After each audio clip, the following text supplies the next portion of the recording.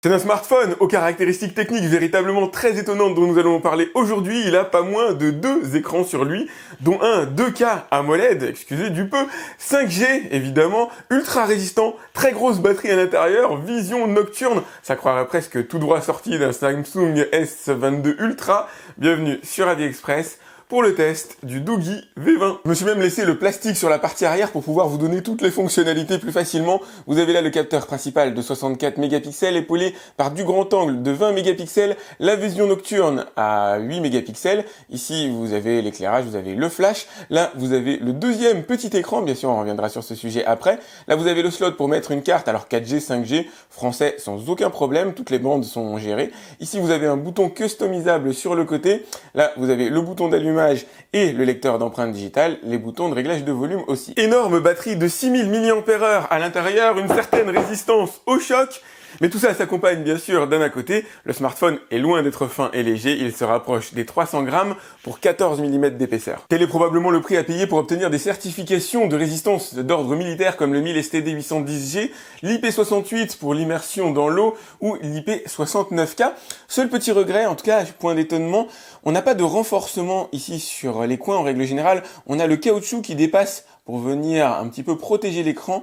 Ici, c'est pas le cas. Par contre, on a une véritable vitre en verre qui a été positionnée sur l'écran lui-même. Sur le dessous, microphone, enceinte avec comme regret qu'on soit pas sur un téléphone stéréo, mais bon, je vous en reparlerai dans la suite de la vidéo, et bien caché derrière le petit caoutchouc, le port USB-C. S'il est bien une chose rare et absolument géniale sur ce genre de téléphone, qui d'habitude se contente d'un écran LCD, c'est d'avoir ici de l'AMOLED de 6,43 pouces. Alors, censé afficher de la 2K, pour moi, on est plus proche du Full HD, avec du 1080 par 2400 pixels. Et l'AMOLED, c'est beau, c'est vraiment très beau, quels que soient les angles de vision, même si on a 400 nits à l'intérieur, on n'est pas au niveau bien sûr des hauts de gamme de chez Samsung, mais ça reste quand même magnifique à regarder comme écran. Et l'addition est très loin d'être aussi salée que celle à laquelle je m'attendais. Je vous mets le lien directement dans la description pour aller voir combien il coûte à l'heure actuelle.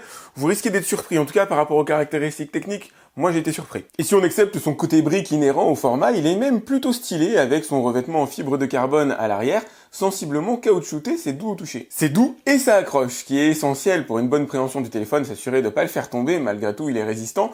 Mais l'idéal, c'est qu'il n'arrive pas au sol. Regardez, affichage arrière. Alors ça, c'est carrément original. Original, mais pas fondamental. Vous allez pouvoir alors activer l'écran de différentes manières. Là, je l'ai fait au doigt directement. Mais si jamais vous laissez poser votre téléphone comme ça directement sur votre bureau à plat, l'écran peut rester activé si vous le souhaitez. Et vu l'énorme batterie qu'il y a à l'intérieur du téléphone, ça ne devrait pas poser de problème. Voilà ce que vous allez pouvoir faire avec cet écran à l'arrière. Il est essentiellement utilisé pour afficher l'heure, afficher les appels entrants, décrocher ou éventuellement gérer la musique comme vous pouvez le voir. J'ai un petit regret. J'aurais aimé que l'écran soit en mesure d'afficher mon charmant visage lorsque j'utilise par exemple les capteurs arrière. Pouvoir prendre un selfie avec ces capteurs-là qui, en règle générale, sont les plus haut de gamme du téléphone. C'est vraiment un pas de géant qui a été fait sur l'écran, c'est dingue. On était avant sur du LCD 720p, sur l'ancienne génération Doogee V10. Hop, on va se faire le déverrouillage. Hop, allez, c'est parti pour le paramétrage. Ça y est, j'ai été reconnu. Magnifique, j'éteins l'écran. Hop, je déverrouille. Ouais, j'ai été reconnu. Ça prend une petite seconde. C'est pas instantané, évidemment. C'est correct. Allez, voyons maintenant le lecteur d'empreintes digitales. Hop, suivant. Allez, voyons maintenant le déverrouillage. Hop, je l'éteins. Je pose mon doigt dessus. Ça y est, c'est déverrouillé. Ok, nickel, je repose. Super. Je vais faire du bout du doigt, mais il m'a pas demandé le paramétrage du bout du doigt. C'est un peu dommage. Bon, là, ça va, ça a fonctionné. Je vais faire le bout du doigt côté. Ouais, bien. Côté autonomie, on constate une petite régression par rapport à la précédente génération, ce qui est normal puisqu'on avait 8500 mAh de batterie dans le Doogee V10, on est passé à 6000, ce qui profite au tarif, ce qui profite à son poids et ce qui profite aussi à son épaisseur. Donc il faut trouver un bon compromis dans tous ces éléments-là. Je pense que Doogee y est arrivé, permettant à son téléphone de tenir 2 jours sans aucun problème, 2 jours équivalent à une bonne quinzaine d'heures d'écran effectif en utilisation classique, c'est-à-dire par exemple envoyer des messages, téléphoner, regarder de la vidéo, etc. Dans ce mix-là, le téléphone tient remarquablement bien. Après, pour un survivaliste, effectivement, j'aurais tendance à dire autant prendre le Doogee V10, autant prendre celui qui aura la meilleure autonomie derrière. Niveau chargement, 33 watts fournis avec le téléphone, permettant de le recharger en à peu près 2h10. C'est correct, c'est pas rapide, mais c'est correct. Ah, j'avoue, je suis un vrai fan de l'écran. Encore une fois, pour ce genre de smartphone, c'est très étonnant. Et je suis assez fan aussi du processeur qui est à l'intérieur.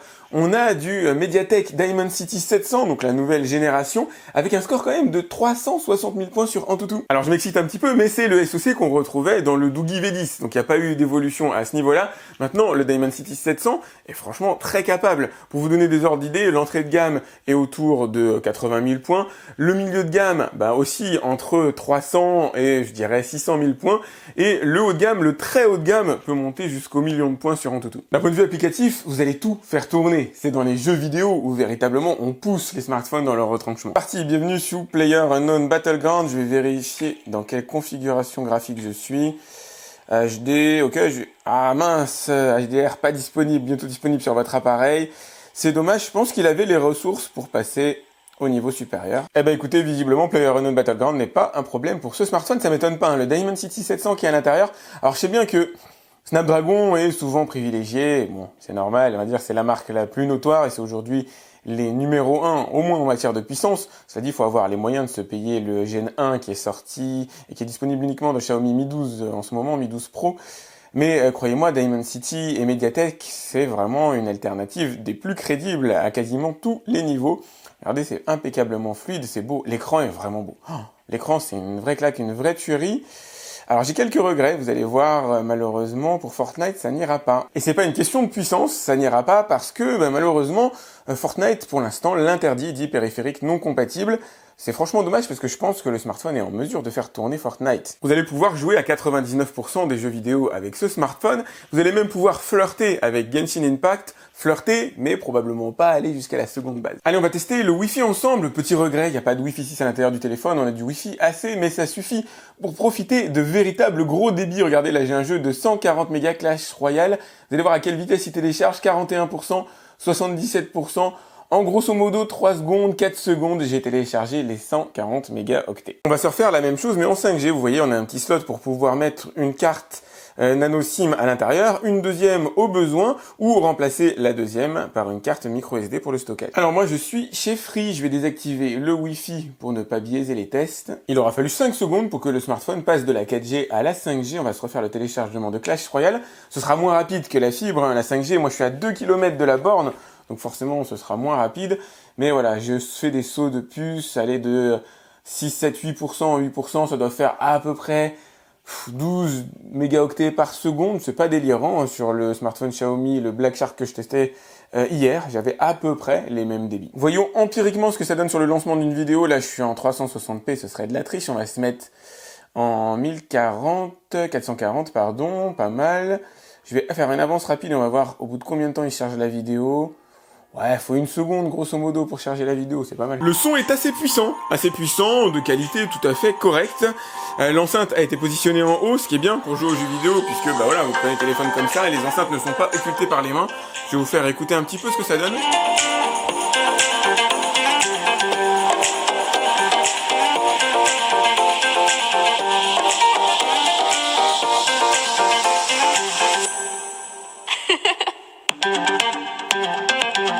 Puissant mais pas exempt de tout parasitage. Si jamais vous mettez le volume véritablement à fond, ça devient parfois un peu criard, parfois. Faisons à présent un passage par la partie photo. Alors l'interface est relativement simple, hein, vous l'avez vu. Vision de nuit, vidéo, vous allez pouvoir tourner des vidéos en 1080p. Malheureusement, il n'est pas possible d'avoir de la 4K. On a 2K au maximum. C'est correct, hein, c'est déjà ça. Pour ce genre de smartphone, de toute façon, c'est quand même compliqué d'aller demander plus. Si déjà il me fait des belles vidéos, des belles photos, je serais content. Donc le mode image, bon, mode beauté automatique. Le mode nuit qui, lui, peut être utile parce que ce genre de capteur est rarement très à son aise en environnement nocturne. On fera les tests, bien sûr, de tout ça ensemble. Et vous avez les modes supplémentaires, par exemple le panorama et le slow motion. 64 mégapixels à exploiter qui donne un bon résultat de jour. Alors pas de stabilisation, hein. Si je secoue l'appareil, malheureusement, Doogie n'en est pas à ce stade de raffinement qui leur permettent d'avoir des objectifs stabilisés, mais au moins exploite correctement, je dirais, un objectif qui permet en plein jour, voilà, d'avoir de belles couleurs, d'avoir une image qui est plutôt jolie, capable de monter en 2K. Vous avez, hop, je vais faire quelques petits tests ici, alors, et de mise au point, et de gestion de la luminosité. Franchement, il s'en sort globalement plutôt bien. Je l'attends au tournant en environnement nocturne par contre. 16 mégapixels signé Samsung en façade. avec un résultat qui est honnête quand on est bien éclairé, quand on reste stable, qui devient un petit peu plus difficile en matière de gestion, bah voilà, lorsque le contraste se fait sentir différemment sur mon visage, là avec le soleil par derrière, on me voit plus, hein. Enfin, en tout cas moi dans l'écran, j'apparais totalement noir. Alors, je lui demande pas des miracles non plus, il fait grosso modo le job, mais je reste sur ma faim, j'aurais aimé que l'écran situé à l'arrière du téléphone puisse permettre d'utiliser le capteur principal pour faire des photos.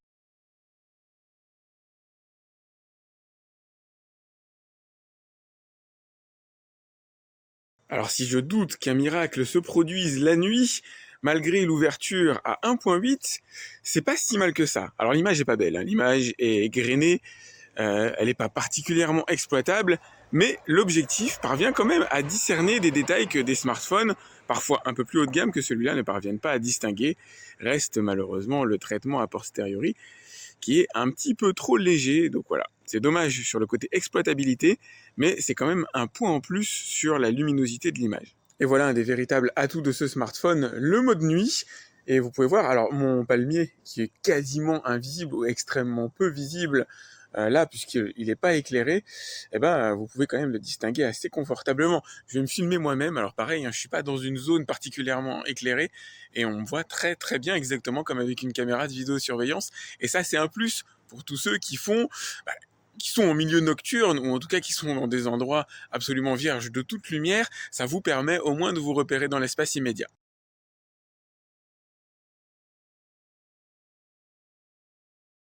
Étonnant smartphone que ce Doogie, dont je retiens essentiellement, alors n'hésitez pas à me dire vous aussi ce que vous en pensez dans les commentaires. Moi j'en retiens essentiellement son écran principal, pas le deuxième écran qui est un peu gadget, mais l'écran principal qui est magnifique, la puissance suffisante pour faire tourner toutes les applications, quasiment tous les jeux vidéo, comme quoi il n'y a pas besoin d'avoir les derniers Snapdragon à l'intérieur d'un téléphone, la vision nocturne qui peut être un plus effectivement pour les baroudeurs, pour ceux qui aiment sortir un peu des sentiers battus la nuit, mine de rien ça peut compter. Que je vais lui opposer, lui reprocher, c'est l'absence d'un petit renforcement ici au niveau de l'écran pour lors d'une chute à plat sur un sol plat, va pouvoir le protéger un petit peu mieux. Là, il sera protégé directement par la survitre qui a été positionnée. Ça, c'est bien, elle va prendre cher. Mais de toute façon, un téléphone qui tombe à plat sur une pierre, c'est un téléphone dont l'écran éclate quoi qu'il arrive. Le caoutchouc, à ce niveau-là, à force de l'enlever, de le retirer, voilà, pour recharger le téléphone, bon, à un moment donné, il finira par s'user. La partie photo, c'est toujours le parent pauvre, un peu sur ce genre de téléphone. Donc bon, il arrive à avoir des résultats corrects de jour. Faut pas en attendre non plus grand chose de manière générale. J'espère que vous avez... Ah si, le côté résistant, forcément, ça j'avoue c'est sympa, hein, dans l'absolu du téléphone. À mon avis c'est quelque chose qui est fait pour séduire.